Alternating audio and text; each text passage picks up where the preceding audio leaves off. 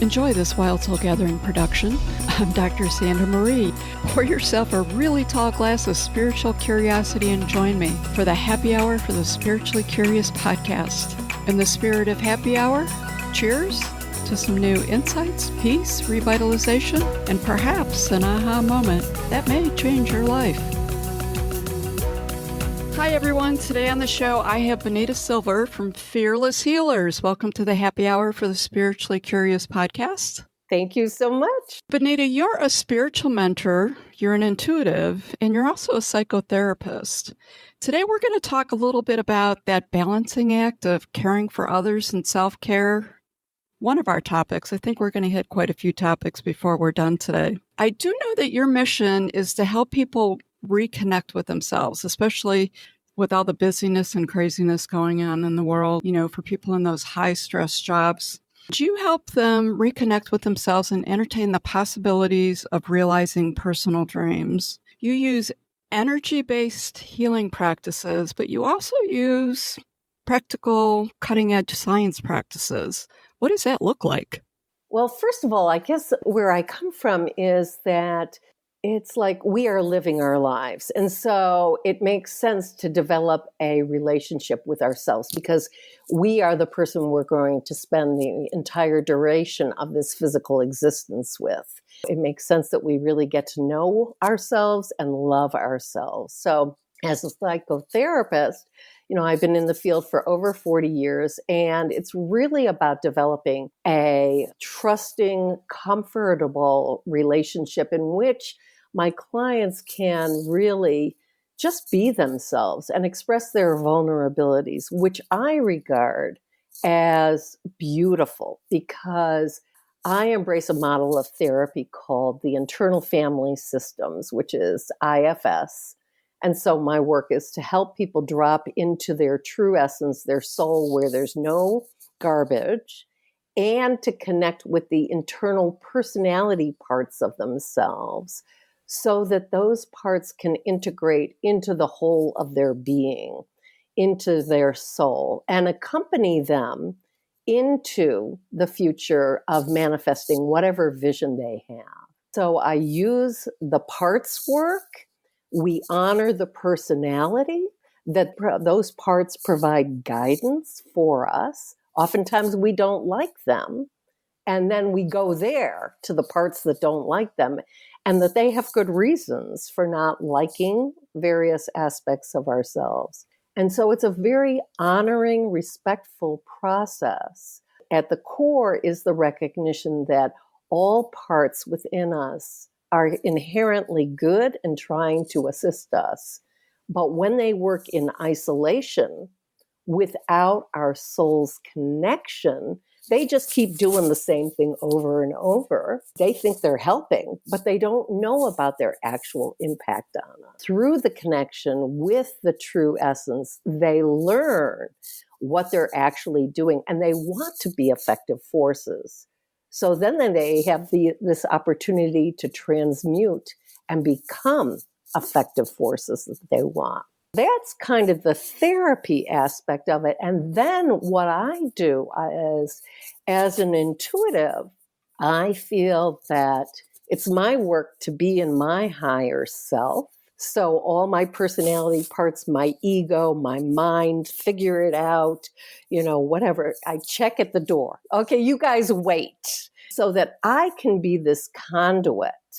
My mission really is to serve as an inspiration and a guide for others to reclaim who they truly are at their essence. So I provide connection, what I call the horizontal attunement, heart to heart, soul to soul, and I'm coming from my higher self, and then my client can drop into their higher self, their soul, where there, again, is no garbage. There's just curiosity, and that they can access these parts of themselves.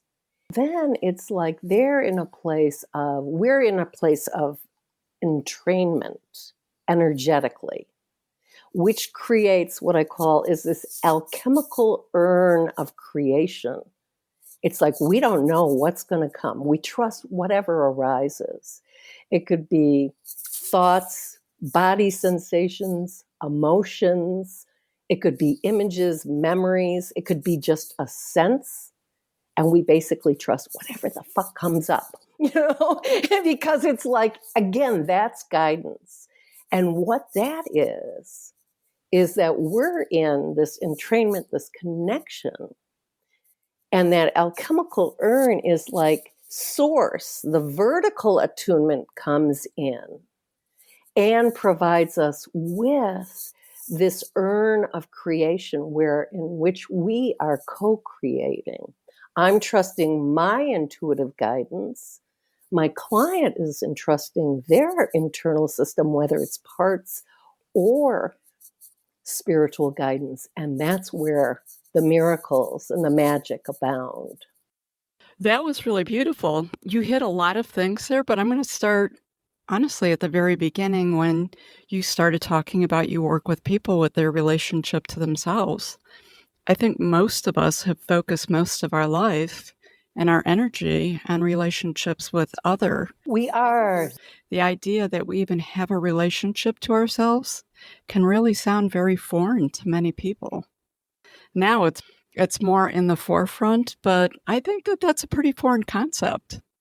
Yeah, I mean, we are so outwardly directed, and that's part of what our purpose is in some respect of being incarnated as these human beings, that our souls are like, okay, I'm up for this game. I want to experience all the human experiences of thoughts, emotions, and actions. And that we enact all of that from the human perspective. And we get caught up in that. And then we forget that there's this internal guidance, there's this voice that is providing us, it's witnessing our engagement in everyday life, our interactions with others. And it's also like providing us with guidance, the intuitions that are saying, oh, no, I don't want to go there.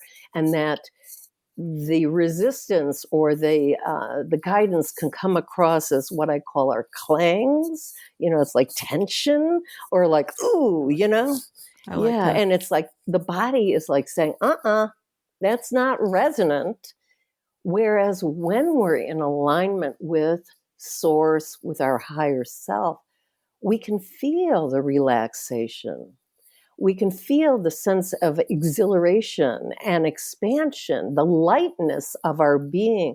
And it's like we're able to breathe freely, which for me is like, it's like we're able to inspire and that we're drawing in. And every time I write the word inspiration, it always comes across as I start typing just automatically inspiration. Oh, goodness, that's awesome. Yeah. And so then we're in union, personality and soul, and we're able to navigate whatever arises from outside. And so we become aware of self, our little self, the personality, the clangs, the needs, the desires, the wishes, the expectations, the anxiety, the pushing, the gotta go, gotta do. Right. And then we're also aware of that internal intuitive sense, the soul. And we're also aware of that which is around us in the world, others. And so we can just hold it all, just be aware of it all. And it's like a soup or a stew. It's like all these ingredients are coming in, and where do we choose to go with all that information? I love it. I love the analogy because you cook it long and slow to get the best product. So it really is a process. So I'm going to go backwards a little bit. You describe yourself as a spiritual mentor. What does a spiritual mentor look like? And I'm going to make this a two-part question because I feel like it goes together. Have you always interjected the spirituality, the energetics the magnetics into your work, or was that something that came along as you were growing consciously? Oh, wow.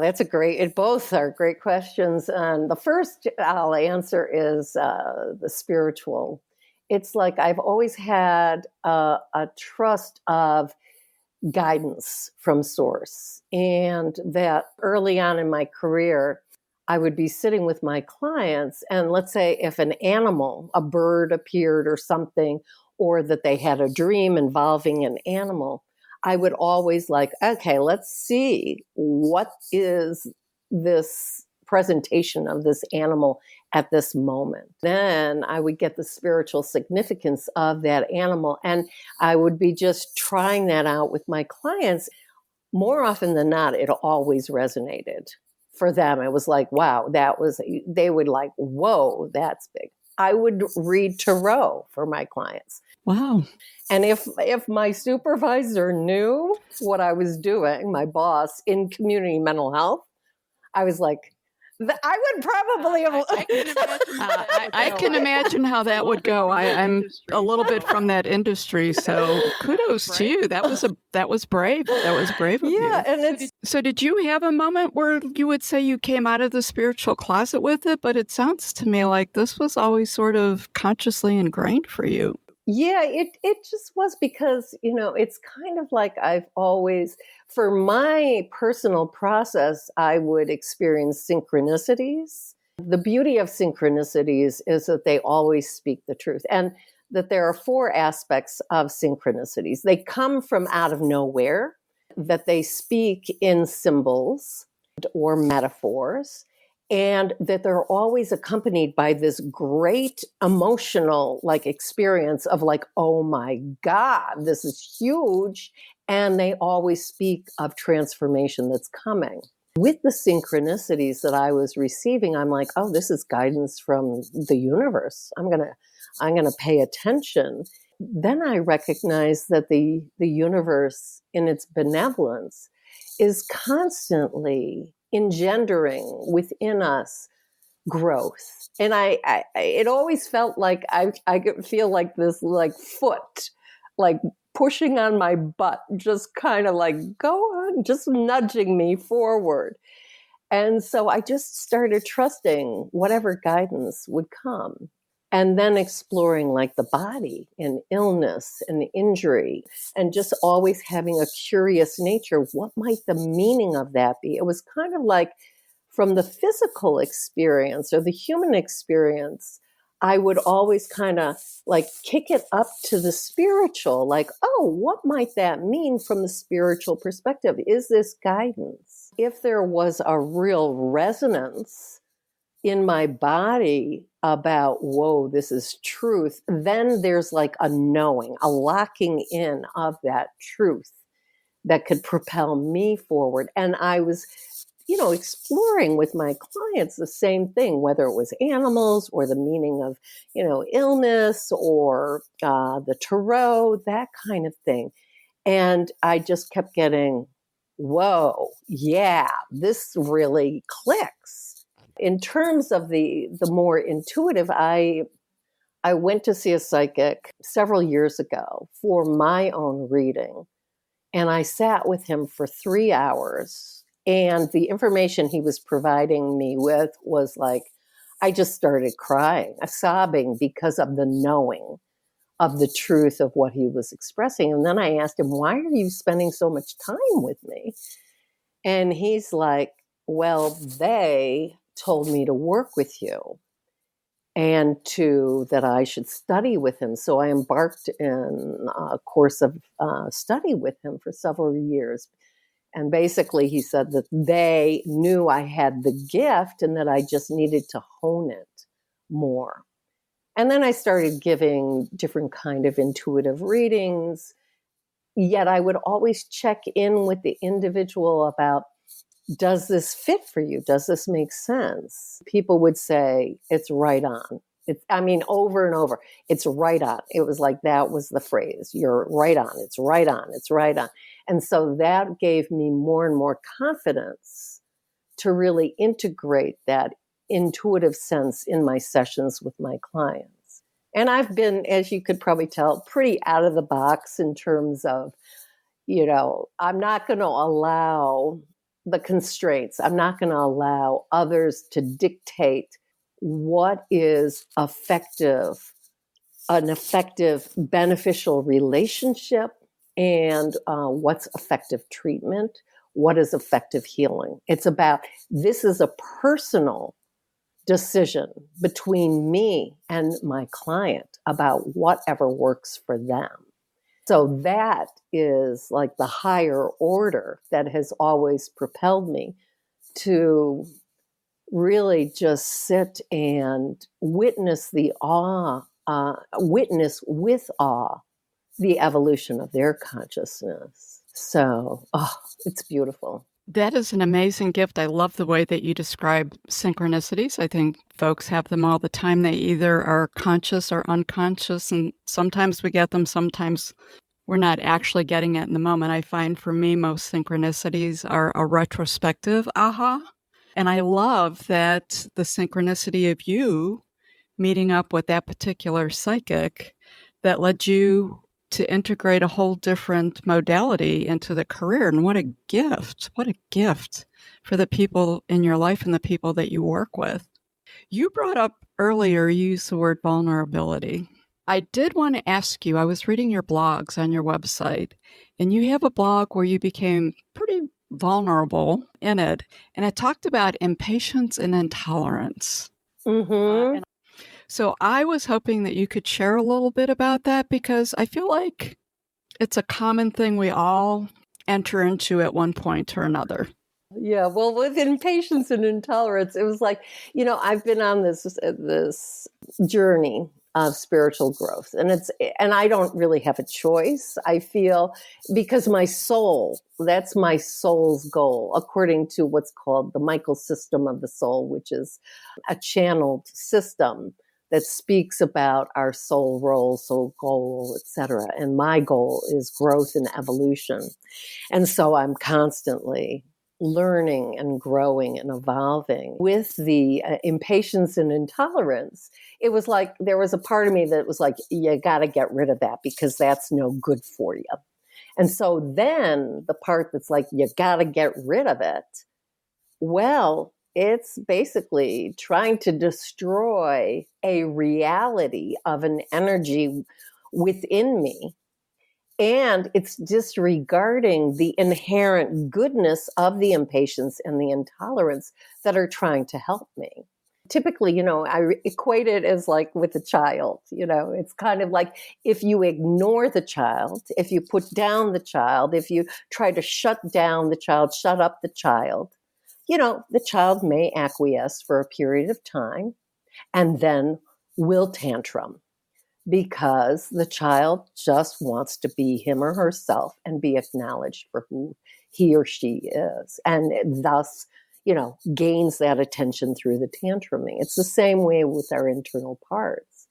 And so I realized how much I was trying to get rid of those parts, the impatience and the intolerance. And then I was like, what would happen if I just accepted them as a part within me? And then I could feel like the calming of my entire system. It was like, and then I realized that there was impatience and intolerance that I was feeling toward my impatience and intolerance, which is kind of, I love it. Yeah. Mm-hmm. Exactly. It's a shift of the mindset. That's the irony of it, right? Yeah. And getting back to the whole thing about relationship with self, it's kind of like in the outward direction. I mean, we look out to space and we're, all the theories and all the science about, quantum science, and we look at the bottom of the ocean, and, these are like unexplored frontiers, or they're explored to some extent, but there's always more and more to learn. And I feel like, so there's that outward direction, that need for growth and learning, and that we have at any opportunity this chance any moment of the day to engage with ourselves. And that is another frontier, a mystery, an adventure that we can embark on and learn more. And that can then propel us in our growth and understanding of ourselves as well as others. That makes sense. I do think that there's a lot more revelations on what we're going to be discovering in the very near future, but that would be a whole different show and another conversation, right, Benita? Yeah.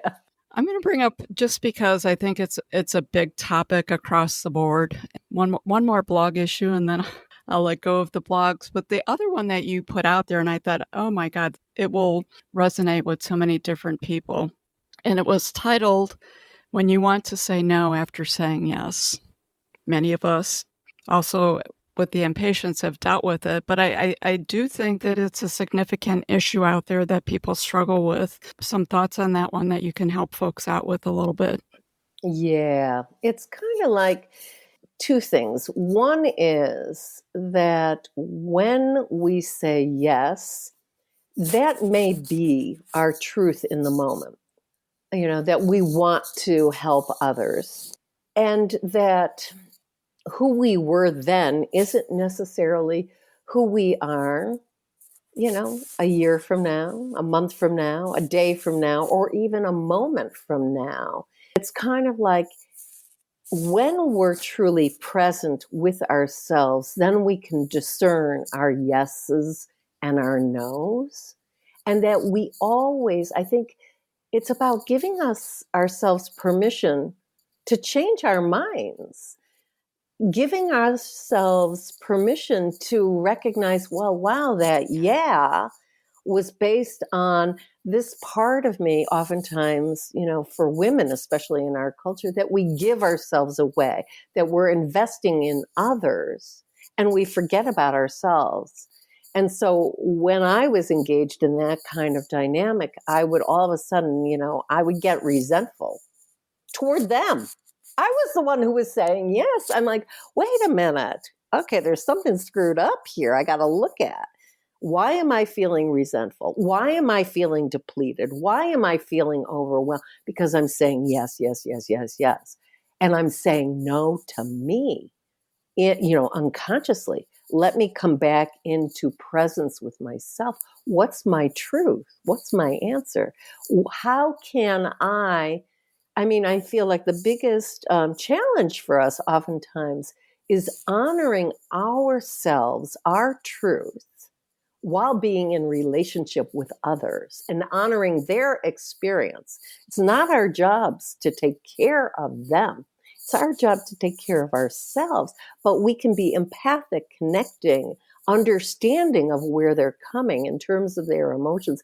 We can hold them in their truth while honoring ourselves and bringing ourselves into authentic connection with others by sharing who we truly are and daring to become vulnerable and to be able to say no.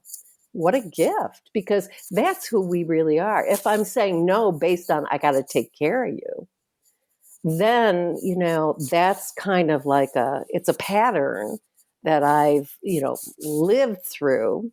It's automatic. It's not conscious. And I'm not truly presenting who I am. Plus, I'm also, to some extent, infantilizing this other person. I'm needing to take care of you because I don't trust your ability to take care of you. And it's like, wow, if I let go of that responsibility and I am able to express that, hey, I trust your ability to take care of you and I love you and I'm here for you. I could provide you with the emotional support. Then I'm taking care of me. And I'm also tending to the beauty of the relationship by presenting who I am to this individual and allowing them to be themselves and to take care of themselves. Really looking at it from a multifaceted way. I always say service to others is 100% why we're on the earth. Service to ourselves is 100% the reason why we're on the earth, and both are equally important. It really is an equal relationship and finding that balance. Kudos to you for all you put out there and what you're putting out there now to help people get to those realizations. Benita, currently, it feels like there's a lot more people across the planet, the globe, awakening. They're starting to become a little bit more aware. I think honestly people are awakening consciously and unconsciously. Like it's a little bit of both that's out there, and they're not exactly sure even what this awakening thing is, what it's all about. What are some of your thoughts as a spiritual leader, a spiritual teacher, spiritual mentor, on how we can help this population with all this energy that's just like blowing up all over the place? So for us, it's feeling like great and exciting. For some other people, it may not feel that way. It can be very unsettling because people are starting to elevate into a higher frequency. Also, one of the things that's so important is as we're embarking into this new phase, which can be very exciting, it can also be very terrifying because it's like very unfamiliar. The other aspect of it is when we're engaged, when we're stepping over the threshold into a new way of being, a new reality, then we're also leaving behind the sense of the self that we had developed, that we had constructed previously. And with it can come loss and grief.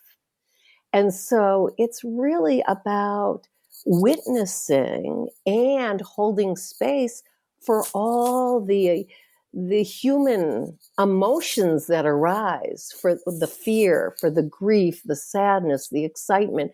It's like there's room to embrace it all and to honor it all and to provide an arena for people to express exactly what's going on for them. It is big because we are embarking in a whole new consciousness. I see it as like, whereas we had it was a very masculine essence, kind of the shadow side of the masculine, where we've seen power, control, and dominance as a means of kind of fueling people's sense of internal power. And the reality is that that power, control, and dominance over others is unsustainable because it's coming from outside, that we have this infinite and eternal source of coming into alignment and getting to know these aspects of ourselves, of being present and connected, being in relationship with our humanness, with the parts of us that feel insecure or are doubtful or fearful, that we can always be there with and for them, and thus serve as a support and comfort for them. So as within is also as without, to extend that compassion, that connection, that curiosity to others in what they're undergoing. Ah, beautifully said. Do you feel like nature can play a role in healing or finding one's place of balance? Absolutely. I mean, I'm sometimes when I'm going on a hike, I will just be enamored of a leaf because we can see the inherent intelligence in the design of this leaf with the system of the veins and and recognizing the chlorophyll, and then that the leaf is attached to a branch, and the branch is attached to the trunk of the tree, and the trunk and the roots go down deep into the earth and gains nourishment. And it's like just looking at a leaf, we can see the intelligence of the design. There's also the reality that we live on this earth plane, and that when we're in touch with nature, when we're aware of our senses, the smells, the wind, the softness of the earth underfoot, then we're feeling connected to our home, this earth plane, which is true. I mean, a lot of people, put a lot of credence in, spirit is more important. I see it as an integration of it all, that yes, we're humans, We're on this physical plane. We live on the earth. She teaches us also about the cycle of life and death as being part of life and life being part of death. And that through death comes the decay, but the replenishment of the soil, which allows the growth and the rebirth, and that cycle is continuous. So there's the earthly, and that being in touch with nature, which it brings our nervous system into alignment so that we can then tap into our true essence, to our soul, and that we are these conduits, this bridge between the earthly and the heavenly, between the physical and the spiritual, and that the nature allows for the cleansing, the opening of the sushumna, the central channel where all the chakras are aligned, and it opens it up and clears and clarifies so that we can then receive the guidance also from source. And it's this continuous, you remember when we were kids and how we would, one hand would be going down and the other, where you're going opposite. That's what it's like. It's like, oh, the earthly is coming up and source is coming down. And actually the congregate is right here in the heart. And with the heart, that's where it all meets. And the heart emanates out to the arms, to the hands, in which we can then take action, where we have that integration of the physical and the spiritual. We have the integration of the human and the soul, and then we can bring it out into the world in an integrated fashion. Oh, it makes me want to walk outside. I've spent most of my life living in urban areas. I'm gifted the opportunity now to live in an extremely rural area. And it's interesting, the shift. Like, I would say initially, as you were talking, I was like, oh yeah, I find myself getting distracted by the butterflies, or like you said, a leaf will fly by. I'll just notice something with a tree. I have 4 seasons, so the same thing looks very different at different times and tells me a different story, when in fact I'm being distracted from my outwardly things that seem so important at the time. The butterflies and the trees aren't the distraction. They're my connection. But I do want to say for folks, and we do have a pretty global listenership to the program, so a lot of people in different environments, even living in the city. I mean, I would sit on the front porch with a tree or watch a bird in the middle of the asphalt street, dusting itself off in some dirt, and just get mesmerized by the whole thing. So I believe nature is around us everywhere, and an opportunity regardless of the environment. I loved how you spoke that. That was just so cool. It's a crazy world out there right now, or maybe it just feels like a crazy world out there. Some folks are either pulling themselves away, and others are really just getting themselves caught up in the fear of it. Some thoughts about how we could help people really manage the craziness and step away from the fear and find some peace in the middle of chaos. Yeah, I mean, there's so much insanity out in the world, and we don't know. And there's so much disillusion and deconstruction of the systems in which we used to feel that there was clear characteristics of them, like the Republican Party and the Democratic Party, and it's like which is which now, and there's so much of it. And so the thing is, it's like, when we're attending out there to all the chaos, there's a lot of energy and a lot of activity, and that there's a lot of confusion that we're not able to really attain by directing our attention outwardly. And so in the internal family systems, there's what's called conducting the U-turn, the Y-O-U turn, to turn our attention back to ourselves. And the way I like to think about it is it's about arriving at that still point within that knows. It's like there is no greater power than ourselves here in this earth. And it's about is when we're engaged in our process of growth and discovery of who we are and loving ourselves and feeling compassion for ourselves, then that energy just naturally emanates outwardly. And there's so much conflict, and that we feel from the human perspective that we have to engage in the dualistic thinking of I'm right, you're wrong, which creates division.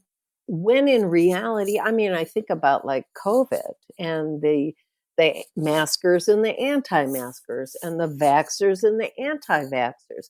Whenever I've worked with any internal polarities, they create all this conflict, and then you don't know what you're doing, and there's all this confusion and all what appears like, and one against the other. And the reality about the polarizations is that they always share either the same fear or the same goal.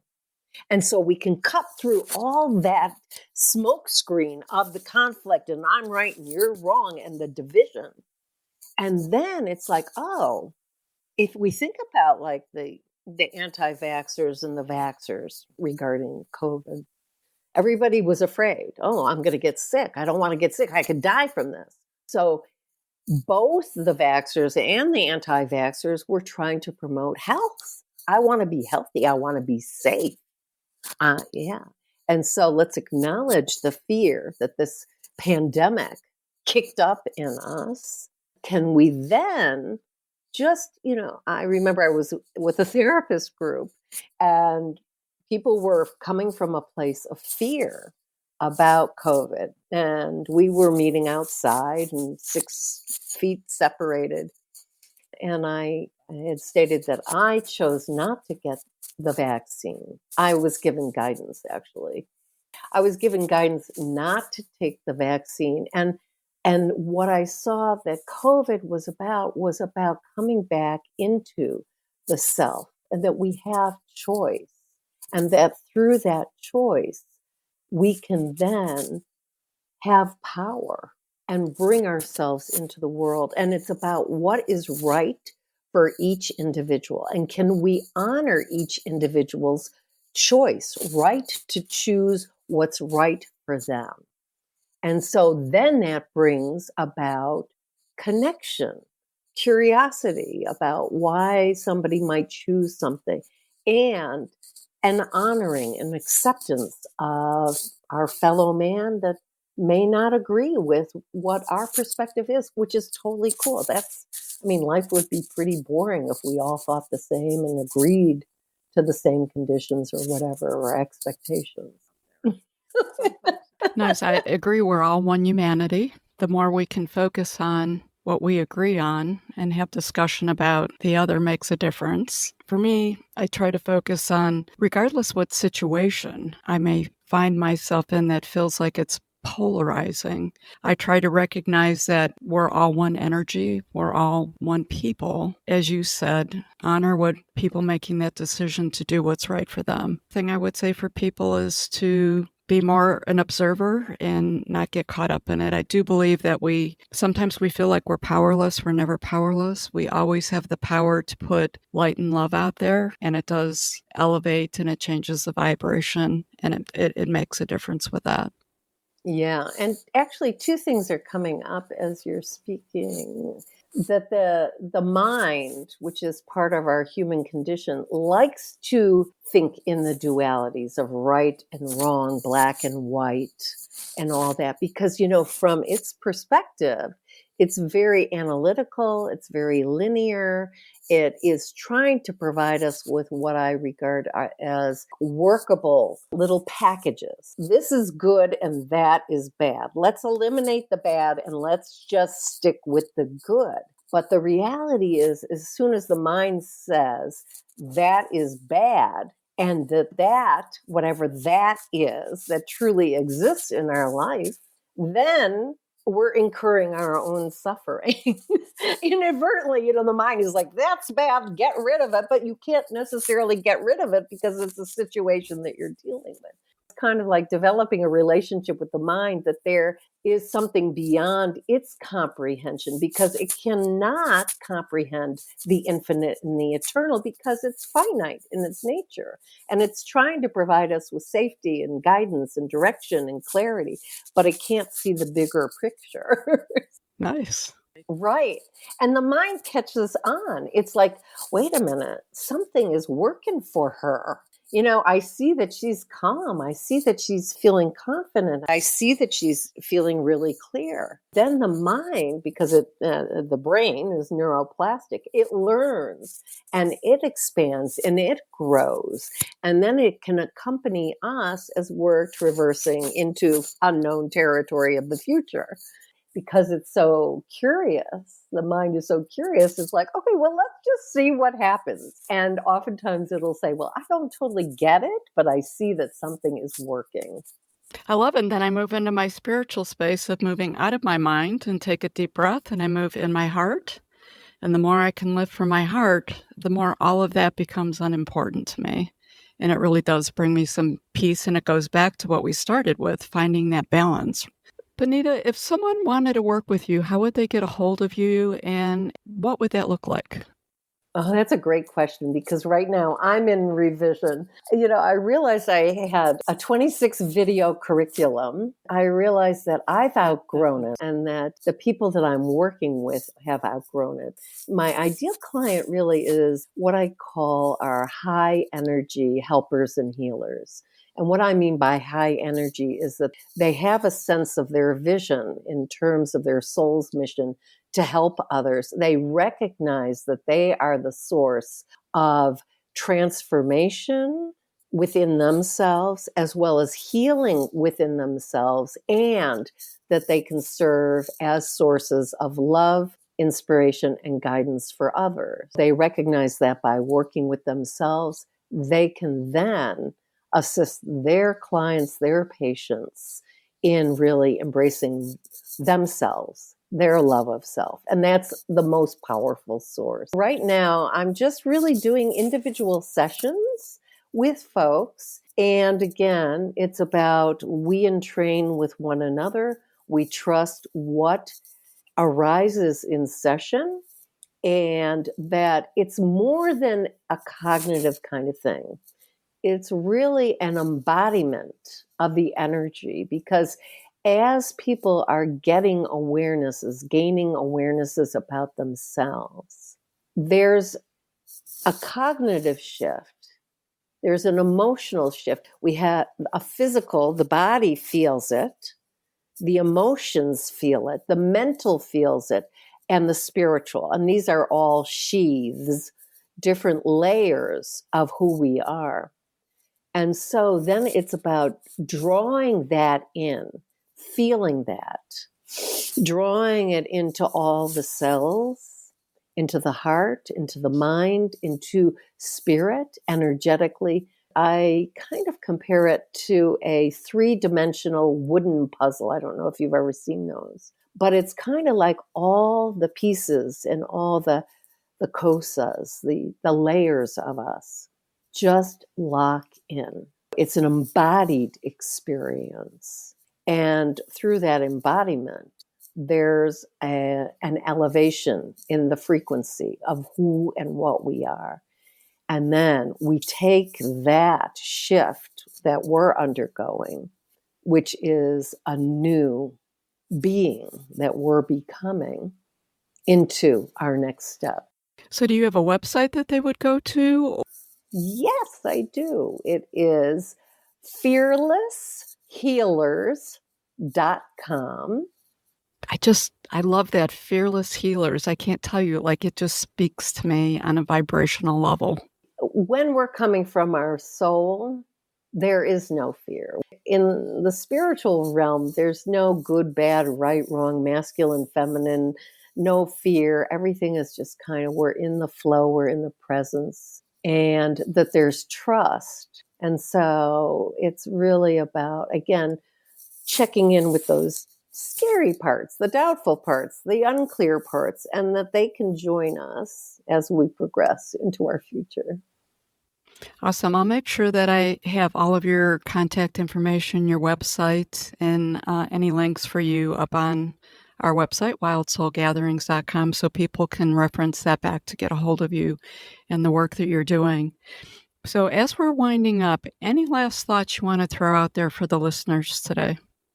Well, I just want folks to know I do offer a complimentary consultation call. So if people are feeling like a resonance with my energy and that they're interested in really kind of expanding beyond who they are currently, that we can get on a call. And other than that, I feel like that we all do have access to this knowing of who we truly are. But it's not always an easy process to really be anchored in the trust. It is a process. And I mean, I've undergone it all my life. It's taken me, over 40 years to get to this place where it's like an integration. It is available. And life is a journey also. The beauty of our human existence is, and some people think it may be a curse, is that we have our whole lifetime and this very moment to really step into as an opportunity to engage with ourselves and to get to know ourselves, to love ourselves. And once we step over into that present moment, we're stepping into the infinity and the eternity. That linear timeline from the mind doesn't apply.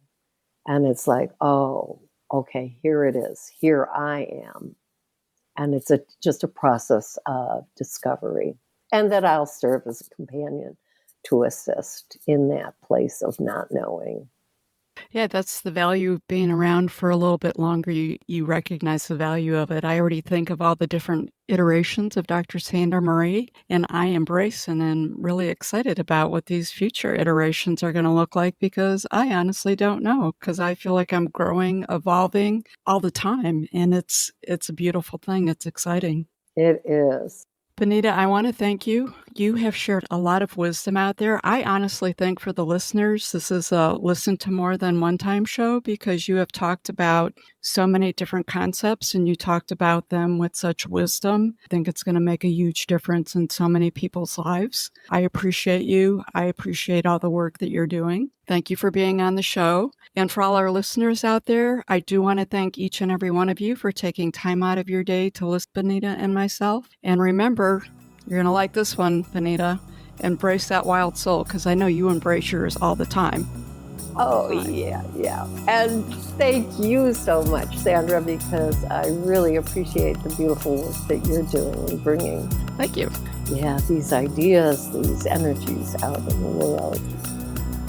Thank you for joining us for this episode of Wild Soul Gatherings Happy Hour for the Spiritually Curious. To learn more about our guests, please go to our website, wildsoulsgathering.com. We're very eager to hear from our listeners what you thought of the episode, topics you might like us to cover in the future, your thoughts on spirituality, questions you may have.